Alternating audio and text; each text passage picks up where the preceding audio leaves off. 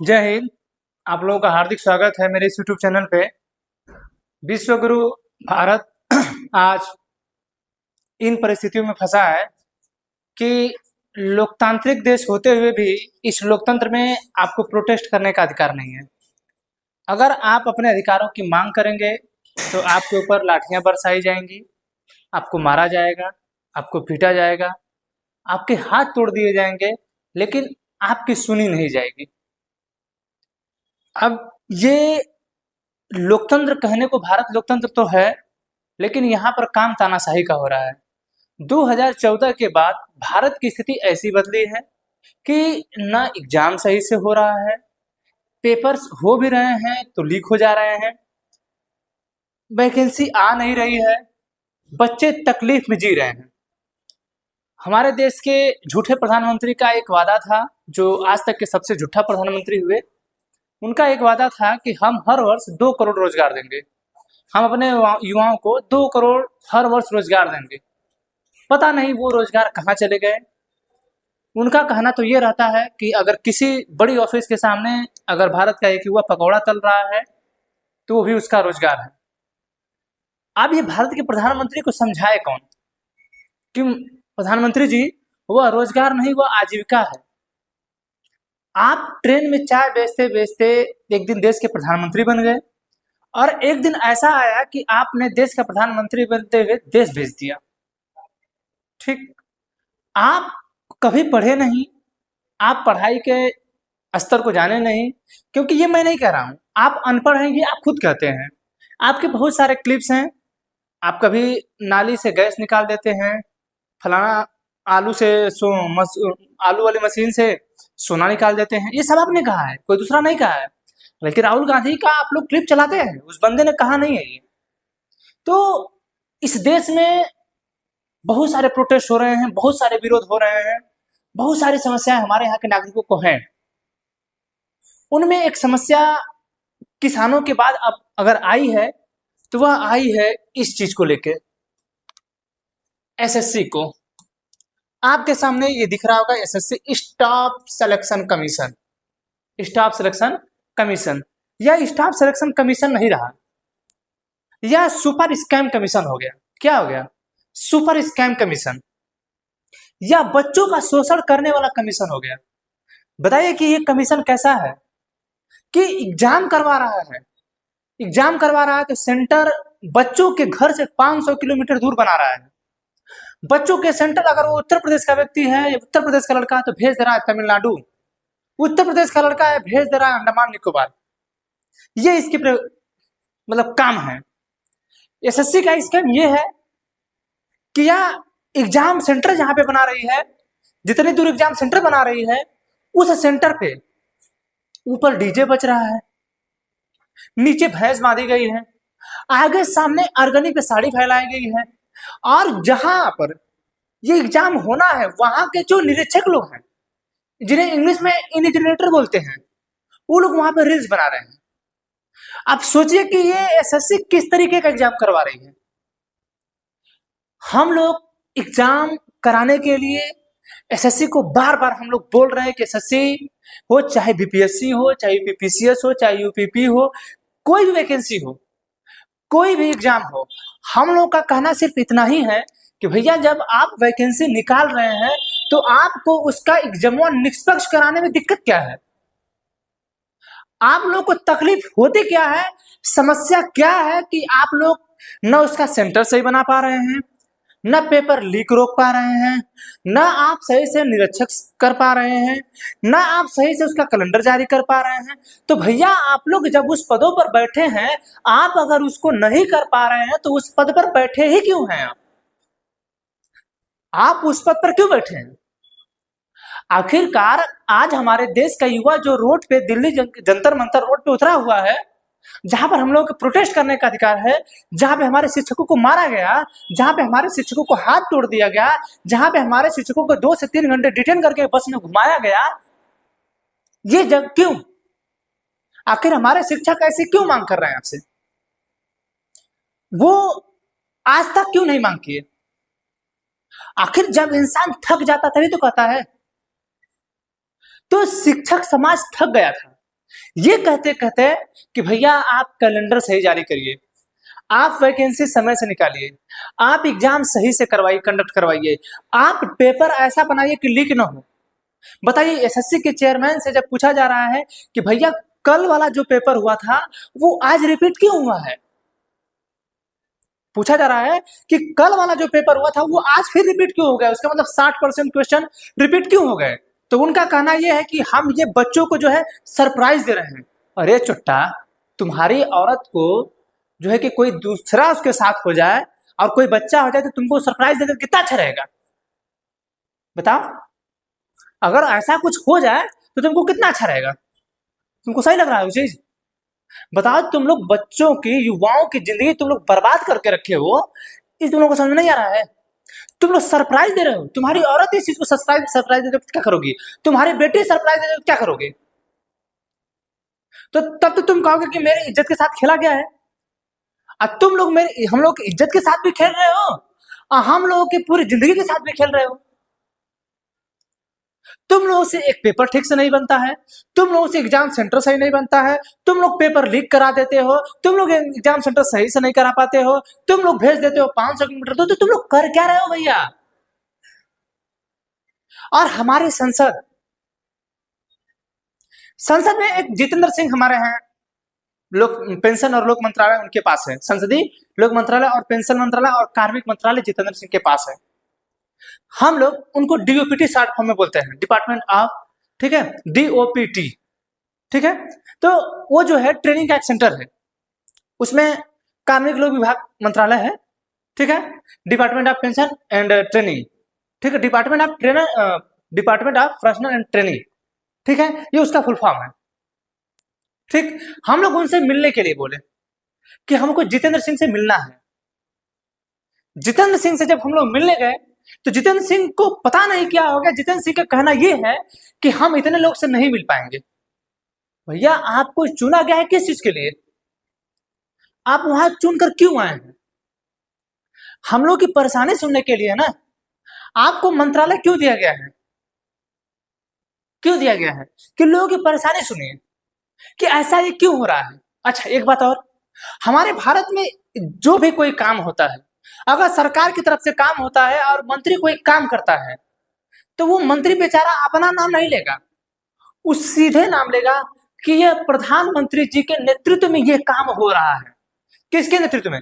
प्रधानमंत्री जी के नेतृत्व में ये काम हो रहा है। तो ये बताइए, इसका मतलब जो पेपर लीक हो रहा है, पेपर धांधली हो रही है, पेपर में चोरी हो रहा है, एग्जाम सेंटर सही नहीं बन रहे हैं, ये भी प्रधानमंत्री के नेतृत्व में हो रहा है। आखिर ऐसा क्यों हो रहा है भाई, हमें भी, हम लोग को भी समझ में आना चाहिए। आप हम लोग से पैसा ले रहे हैं, आप हम लोग से पैसा लेके वैकेंसी निकाल देते हैं, फॉर्म फिलअप करा देते हैं, वैकेंसी का क्लियर 3 साल में होता है।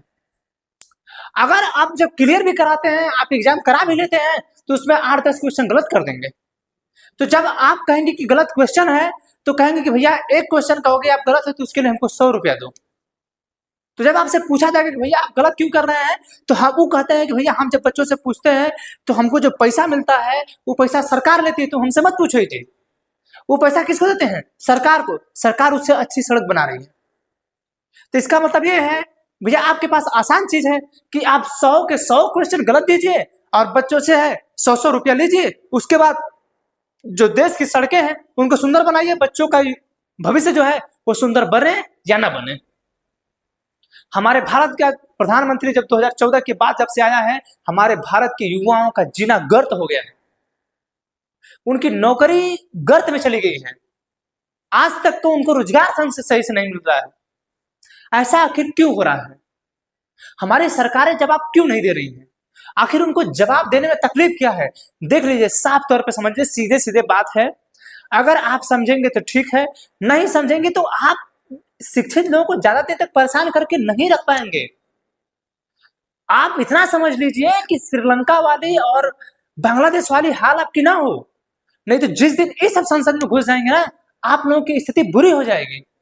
बताइए बताइए, देखिए ये है रवि किशन जी, इनसे बड़ा दलित आदमी तो हम देखे नहीं होंगे।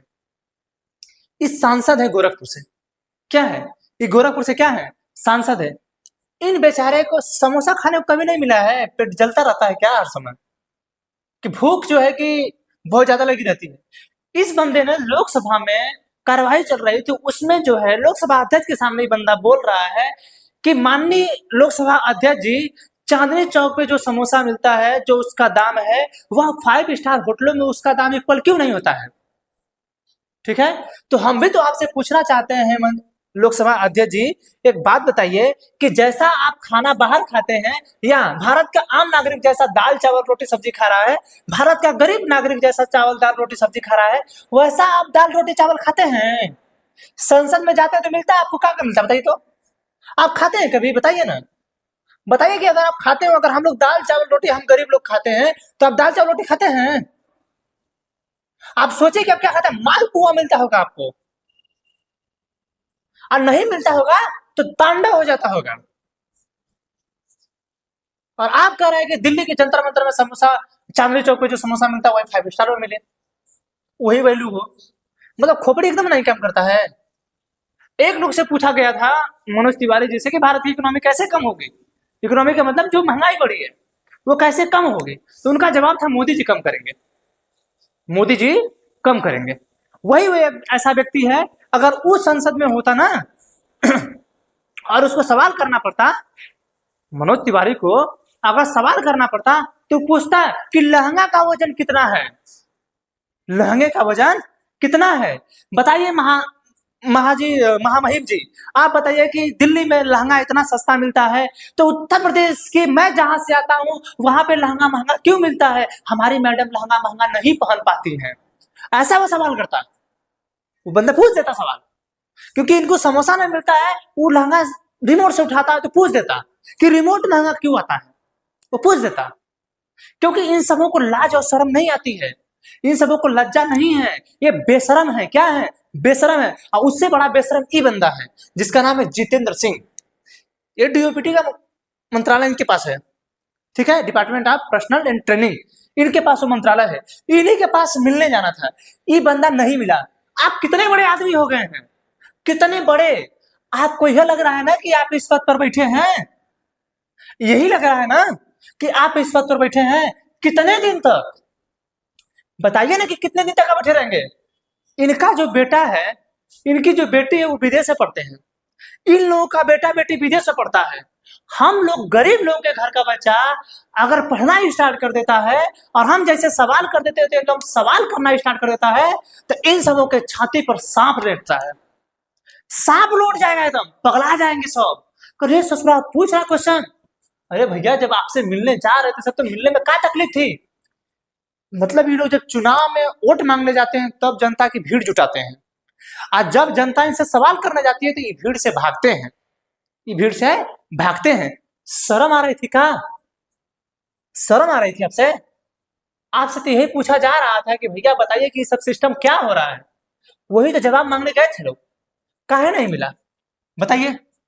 ये हमारे शिक्षक लोग हैं, बताइए ये हैं संजीव सर, संजीव सर के हाथ में चोट लग गया है, यहाँ पर देखिए नीतू मैम है, यहाँ पर है नवीन सर, बताइए कि हमारे बड़े बड़े टीचर्स जो हैं, देखिए मैथ के इतने बड़े टीचर राकेश सर, बताइए इन लोगों को बस में डिटेन करके रखा गया, इन लोगों को मारा गया, बताइए ऐसा क्यों किया गया, आखिर क्यों, क्या चाहते हैं ये लोग चाहते हैं कि हमारे युवा वही करे जो श्रीलंका में हुआ, जो बांग्लादेश में हुआ।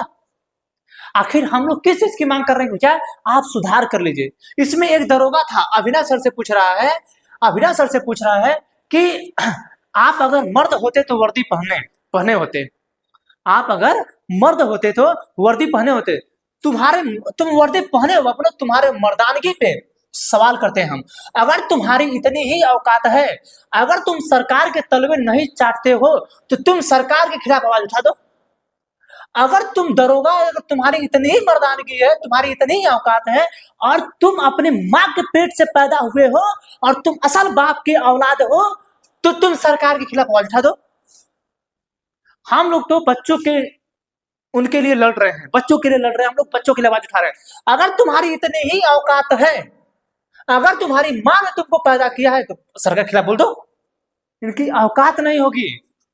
और हम सभी जितने भी गवर्नमेंट डिपार्टमेंट के लोग हैं, चाहे वो पुलिस हो चाहे कोई भी विभाग हो, भैया आप लोगों को भी सोचना चाहिए लोकतंत्र में आप हैं। याद रखिए, जिस दिन आपको नौकरी नहीं मिल रही थी, आप भी इसी तरीके से रोडों पे भटक रहे थे।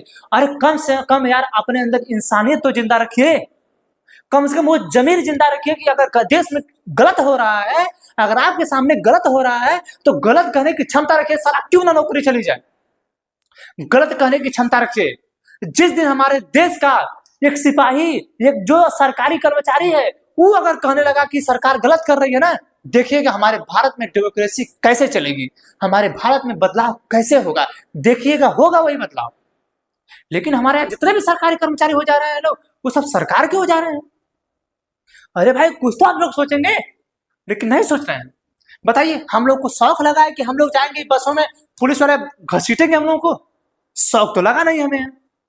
हम लोग तो मांग ही कर रहे हैं अपने कि भैया पेपर सही कराओ, समय से वैकेंसी निकालो, कैलेंडर जारी करो, सेंटर सही बनाओ, सेंटर कम दूरी पे बनाओ, इन्विजिलेटर जो आपका है उसको सही करो, कि माउस आपका खराब ना हो, कीबोर्ड आपका खराब ना हो, आगे सामने एलसीडी लगी है वो खराब ना हो। हम तो यही मांग कर रहे हैं ना, और मांग भी हम तभी कर रहे हैं जब हम आपको पैसा दिए हैं। हमने आपको पैसा क्यों दिया है? आपने फॉर्म फिलअप कराया है कि भैया जिस सेंटर पे एग्जाम होगा हम उसी का पैसा दिए हैं ना। अगर वही हमें खराब मिलेगा तो फिर दिक्कत होगी कि नहीं हमें? ठीक है, तो हमारे देश का एक चाय बेचने वाला प्रधानमंत्री जो चाय बेचा, चाय के साथ हमारा देश भी बेच रहा है, और पता नहीं हमारे देश की किस्मत कितनी खराब है कि वो कब तक हमारे देश को बेचेंगे कुछ भी नहीं पता है। समझा रहा है? ये बंदा जो है, जिस बंदे का प्रचार की प्रज्वल रेवन्ना, उसको कल या परसों कर्नाटक की हाईकोर्ट ने उसको जो है कि लोअर कोर्ट ने जो है कि 10 साल की आजीवन कारावास सुनाया है। वैसे रेपिस्ट का गए थे जो है कि प्रचार करने। ये व्यक्ति ये बोलता है कि आप अगर किसी ऑफिस के सामने अगर आप पकौड़ा तल रहे हैं तो वह रोजगार है। तो जब आप रोजगार अच्छा कर रहे थे तो हमारे देश को बेचने के बारे में आपने कैसे सोच लिया? आप जानते हैं हमारा देश गर्त में है। आप जब से इस देश का प्रधानमंत्री बने हैं मोदी जी, हमारा देश गर्त में है, हमारा देश डूब गया है, हमारा देश धर्म की राजनीति फंस गया है, जाति की राजनीति फंस गया है। जब से आप प्रधानमंत्री बने हमारा भारत डूब चुका है। आप जब से प्रधानमंत्री बने और आपने कहा कि मैं चाय बेचता था, मैं प्रधानमंत्री बना, तो आप प्रधानमंत्री बनने के बाद आप देश बेच रहे हैं। बताइए कि हमारे भारत में तड़ीपार व्यक्ति देश का गृह मंत्री बन जाते हैं सब। बताइए ऐसा कहीं होता है? और हमारे देश की जनता चुन भी लेती है। ठीक है, हमारे देश की जनता चुन भी लेती है तो हमारे देश की जनता परेशान भी है। हमारे देश के युवा रोजगार के लिए तड़प रहे हैं। एक तरफ उनके माँ बाप मंदिर में जाके मत्था टेक रहे हैं, वहां पे मृत्यु हो जाती है। अब बच्चा जो है इन सरकारों से रोजगार मांगते मांगते मर जा रहा है।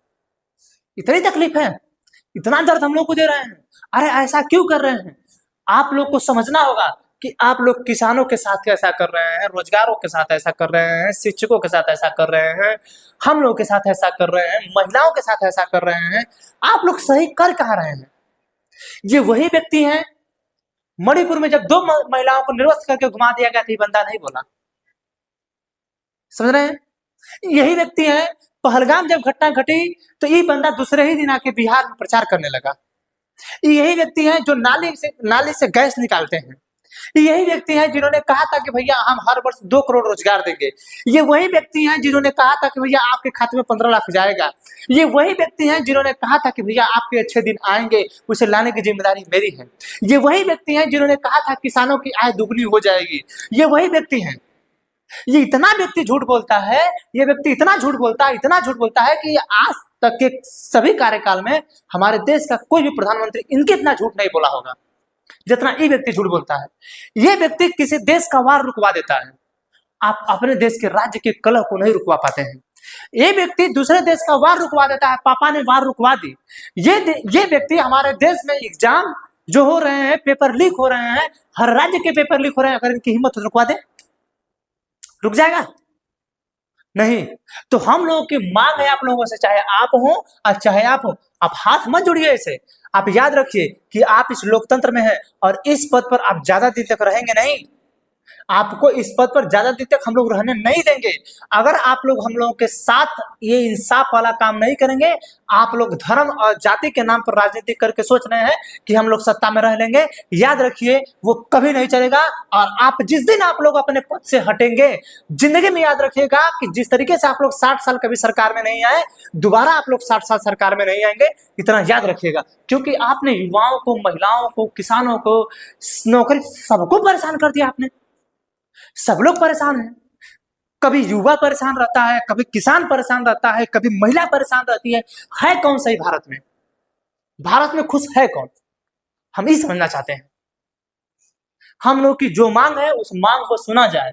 अगर आप नहीं सुनेंगे तो याद रखिए किसी न किसी दिन संसद में लोग घुस जाएंगे और उस दिन आपको समझ में आएगा कि आपकी गलती कहाँ है। और आप उसी दिन आपके मत्थे से, आपके सर से प्रधानमंत्री का जो ताज आपने ओढ़ा है ना, और गृह मंत्री का ताज आपने जो ओढ़ा है ना, जो मंत्रिपरिषद का गठन आप लोगों ने किया है ना, वो सारा छिन जाएगा और दोबारा आप लोग कभी सत्ता में नहीं आएंगे। इसको याद रखिए। अगर आप लोग देश के युवाओं के बारे में नहीं सोचा, बेचारा युवा कब नहीं परेशान होता है। ससुरा यूपी पीसीएस का पेपर होता है तब लीक हो जाता है, आरओ का पेपर होता है लीक हो जाता है, यूपी पुलिस का पेपर लीक हो जाता है, बिहार पीसीएस का पेपर लीक हो जाता है, बिहार टीचर का पेपर लीक हो जाता है, बिहार पुलिस का पेपर लीक हो जाता है, राजस्थान पीसीएस का पेपर लीक हो जाता है, राजस्थान पुलिस पेपर लीक हो जाता है, एमपी पीसीएस लीक हो जाता है, एमपी पुलिस लीक हो जाता है, छत्तीसगढ़ पीसीएस लीक हो जाता है, एसएससी जीडी लीक हो जाता है, एसएससी सीजीएल के सही से एग्जाम नहीं होते हैं, कभी कंप्यूटर सही नहीं रहता है, कभी माउस सही नहीं रहता है, कभी कीपैड नहीं सही रहता है, उसका जो है कीबोर्ड जो है, कभी सेंटर सही नहीं है, सेंटर्स पे आर्गन प्रसारी फैलाई गई है,